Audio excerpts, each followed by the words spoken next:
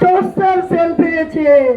মানুষ 5 স্টার হোটেলে খেতে যায়, ওইখানেও আয়না ঘর পেয়েছে। বাংলাদেশের মানুষ আয়না ঘর চিনেছে। এই আয়নাঘরের মানুষকে কেউ ভোট দিবেন? এই আয়নাঘরের মানুষকে আপনারা এলাকা আসতে দিবেন? যারা জুলুম করেছে, যারা অত্যাচার করেছে, যারা আজকে সংগ্রাম করেছে।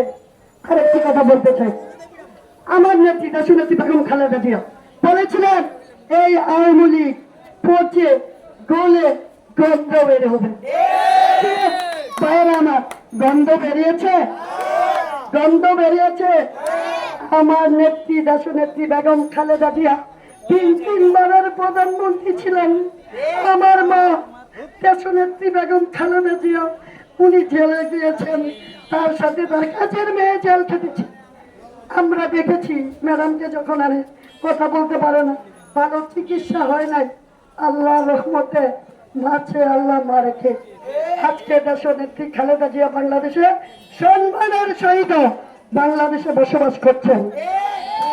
আগামী দিনে নির্বাচন হবে একটি কঠিন নির্বাচন, যেখানে বাংলাদেশের সাধারণ মানুষ প্রত্যেকটি